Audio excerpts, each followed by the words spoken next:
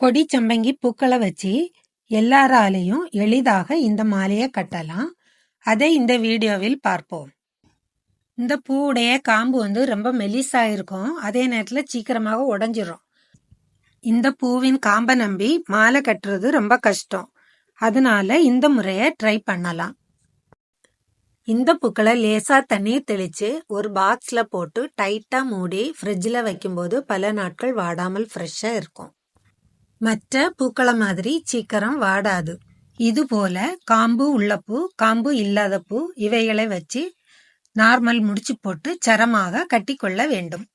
பூக்களை நெருக்கமாக கட்ட வேண்டும். அப்போதுதான் இடைவெளி இல்லாமல் இருக்கும். மாலை எந்த அளவு நீளம் வேணுமோ அந்த அளவு நீளத்திற்கு சரமாக கட்டிக்கொள்ளலாம். இறைவனுக்கு சாற்றப்படும் பூக்களில் கொடிச்சம்பங்கி பூக்களும் முக்கியத்துவம் பெறுகிறது. இந்த பூக்களை வைத்து அழகாக மாலை கட்டி இறைவனுக்கு சாற்றலாம். பூக்களை நெருக்கமாக வைத்து கட்ட வேண்டும். பூக்கள் எவ்வளவு இருக்கோ அதுக்கு தகுந்த மாதிரி மாலைய தடிமனாக கட்டிக்கலாம். இந்த பூவுடைய ஸ்பெஷல் என்னன்னா, இந்த பூக்கள் நல்ல திக்கா இருக்கும். அதனால அதிக நேரம் வாடாமல் இருக்கும்.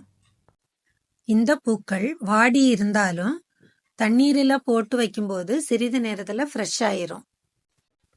இந்த பூக்கள் கடைகள்ல கிடைக்காது. அப்படியே கிடைச்சாலும் அதிக விலைக்கு விற்கப்படுகிறது. அதனால இந்த செடியை வீடுகள்ல வளர்த்து பூக்களை பறிச்சு மாலையாக கட்டி இறைவனுக்கு சாற்றலாம். இதுபோல மாலை எவ்வளவு நீளம் வேண்டுமோ அந்த அளவு நீளத்திற்கு சரமாக கட்டிக்கொள்ள வேண்டும். பூக்களை ஊசியில் கோர்த்தும் இந்த முறையில் மாலை கட்டலாம். 3 வருஷ பூக்களை கட்டியிருக்கு. இதே மாலை இன்னும் பெருசா வேணும்னா 4-5 வருஷம் கூட கட்டிக்கலாம். இன்னும் மாலை பெருசா இருக்கும். 3 வரிசை சரங்களையும் சேர்த்து 2 பக்கமும் முடிச்சு போட்டு கொள்ள வேண்டும். கொடிச்சம்பங்கி பூக்களை வச்சு வித்தியாசமான முறையில் கட்டிய வீடியோக்கள் ஜெய்கா தமிழ் சேனலில் உள்ளது. இறைவனுடைய படைப்புல ஒவ்வொரு பூக்களும் ஒவ்வொரு குணாதிசயங்களை கொண்டு இருக்கு.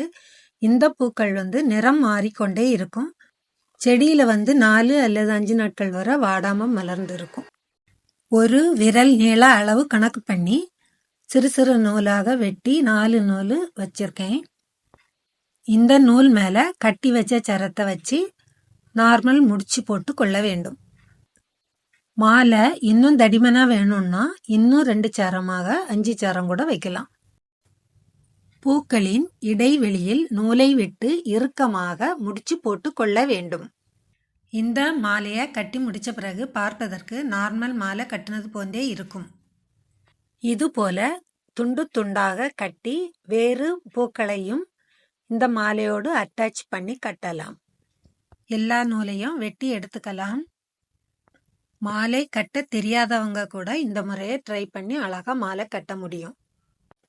மாலையை கட்டிய பின் அப்படியே யூஸ் பண்ணலாம். அல்லது பூக்களை ஒரு முறுக்கு முறுக்கி அப்படியும் யூஸ் பண்ணலாம்.